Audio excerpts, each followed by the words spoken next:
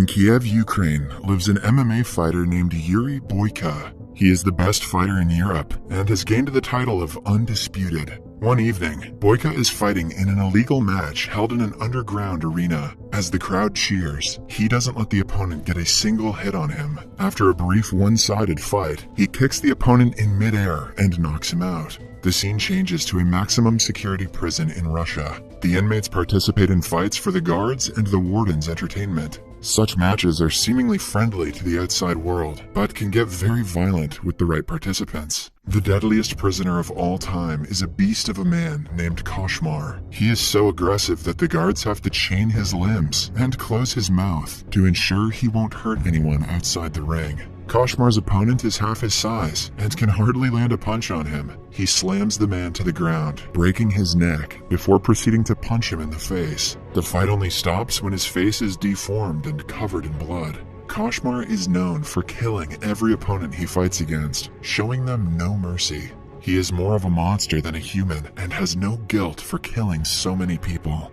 Unlike him, Boyka is a good man outside of the ring. He hasn't had a great life as he was imprisoned for several years and is a wanted criminal in Russia. But he has been able to put his past aside and is trying to be a better person. He even helps a church in Kiev and is always doing charity work. One day, a priest tells him that he should consider choosing another profession. The priest has always supported Boyka's passion, hence the comment comes off as a shock to the fighter. Boyka replies that his talent is a gift from God, and he is not willing to stop using it. He wants to fight as a professional and not in an illegal environment anymore. In the afternoon, Boyka is approached by his manager, who reveals that he can finally compete legally in legitimate MMA matches. The European fighting tournament happening in Budapest has allowed him to take part in the competition if he wins a qualifying match. Then comes the day of the qualification match. Since it is one of the most important fights of Boyka's life, he is ready to give it all. His opponent is a Russian man named Victor. The match begins and Boyka lands the first effective kick. In the first few minutes, he shows his defending skills, deflecting every single attack made on him. As Victor gets more frustrated, it is easier for Boyka to make an attack. The judges on the sidelines are already impressed, so when he knocks Victor out with a knee to his jaw, it confirms his qualification. Everyone thinks the match is over, but Victor surprises them by getting up. Seconds later, he is knocked down a second time, but he refuses to accept defeat. By now, Boyka is frustrated, so he lands a third punch on Victor's face, knocking him senseless. After the win, the organizers invite Boyka to Budapest to fight in the league, which will open many doors of opportunities for him. The manager gives Boyka a bundle of money, asking him to train hard because the next match is in 2 weeks. While leaving, Boyka sees that Victor is in critical condition. He feels guilty for hurting him that bad and would have never done it if he had given up after the first knockout. Boyka remembers the priest's advice and prays for Victor's fast recovery. At night, he wakes up to a nightmare of him killing an opponent in the ring. The very next morning, he goes to the manager and inquires about Victor. To his shock, he is told that Victor died last night in the hospital.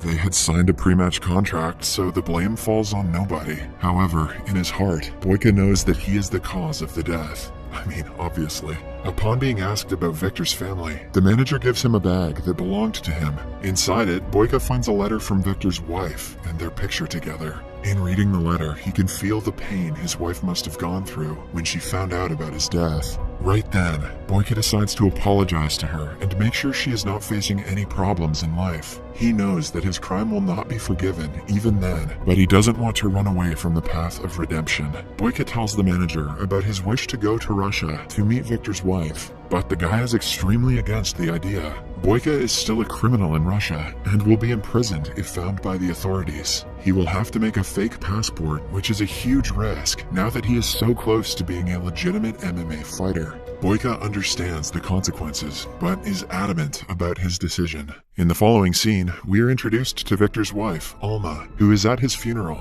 After his death, she is alone in life and has no one to turn to. On top of that, she and Victor are indebted to a crime boss named Zurab. He comes to the funeral and suggests Alma be his mistress to pay off her debt. Alma is disgusted by his presence, but she is careful not to make him mad. She simply replies that she will rather work hard and pay him in installments. Alma owns and lives in a community center. She and Victor built it it with the money they borrowed from Zurab. The place is home to many orphans and people who are in need. On arriving in Russia, Boyka goes to meet her, but notices her being taken away in a black car by a bunch of men. It turns out that she works as a waitress in Zurab's underground fighting club. He is very protective of her and treats her like his property.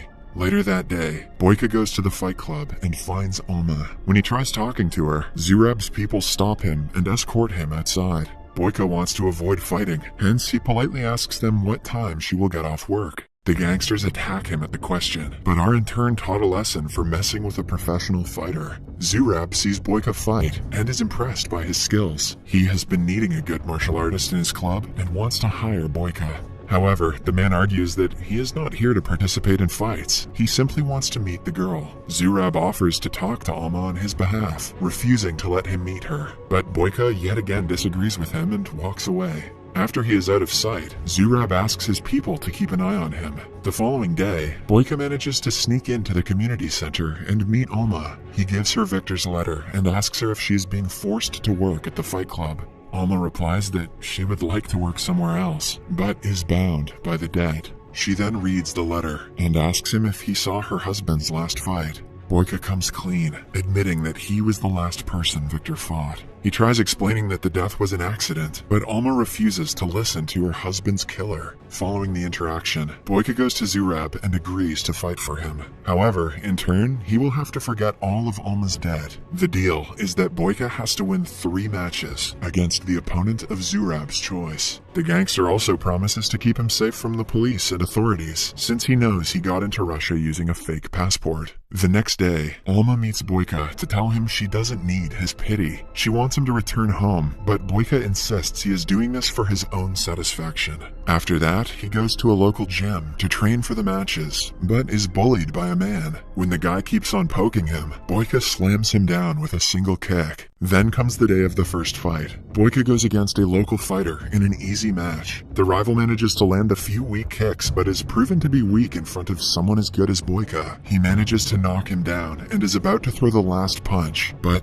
stops midway. To his relief, the opponent accepts defeat, so he doesn't have to hurt him further. After the fight, Alma serves him drinks. Boyka asks her if she is familiar with a nice local gym, because the one he is going to right now doesn't live up to his standards. Alma thinks about it for a while, before inviting him to use the gym in her community center. He trains there for the next few days, and ultimately, Alma gets used to his presence. Boyka's next match is a 2 versus 1 against a pair of brothers. He is shocked because he was never told about these rules. Zurab boasts that it is his arena and the fighters have to play by the rules. The match begins and Boyka struggles to defend against both brothers at the same time. When he tries to fight one, the other attacks, making it hard for him to focus. Still, he manages to push one away and knock the other one down in the seconds they take to recover. It is an equal match until Boyka is kicked in his already injured lower back. The pain is unbearable until he sees Alma in the audience and continues fighting.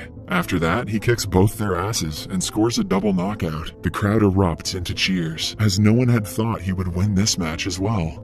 The next day, Zurab goes to meet Alma and tries to flirt with her. When she deflects his advances, he accuses her of sleeping with Boyka. He also riles her up, claiming that her husband's death wasn't accidental and that Boyka meant to kill him. Alma pretends to not believe him, but the comment bothers her. Meanwhile, Boyka's manager from Ukraine calls him back immediately because he has a press meeting for the fight in Budapest. Boyka asks him to postpone it since he only has one last fight to win. Upon reaching his room, he finds Alma waiting for him. She urges him to tell the truth about her husband's death, and Boyka starts telling her about all the hardships he has faced in life. He reveals that the first half of his life was filled with misery, and the match against Victor was his only chance at getting a better life. He gave it all and won, but Victor's death took away a bigger part of him.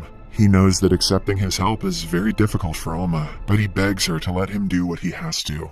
At night, for the final match, Boyka goes against Igor, Zurab's best fighter who has been mocking Boyka since the day he arrived. Igor is especially furious at Boyka because he is a threat to his position in the gang. He takes all his frustration out and showers him with repeated attacks. He manages to put up a tough fight, making Boyka's lower back his main target. But the direction of the fight changes when Boyka lands a double midair kick on him. Following that, he beats Igor black and blue, making him bleed profusely until he passes passes out. With this, he wins the entire tournament, and Alma's debt is paid. However, Zurab has already predicted the outcome and prepared for it. He stops Boyka and reveals that he has to fight one last man for their deal to be over. Boyka only has a few hours before his meeting in Budapest, which is very crucial for his career, but he doesn't want to leave without saving Alma. Hence, he asks the manager to wait until the next morning and gets ready to fight the final champion. The opponent is Koshmar, the beast who has fought and killed all of his opponents in the Russian prison. He is brought into the arena in chains because of his violent nature. The fight starts, but Boyka is already too tired. He tries his best, but his attacks seem to do Koshmar little to no harm because of his physique. The beast lands several punches on him before kicking him in the jaw. Boyka falls down because of the impact and has a hard time standing back up.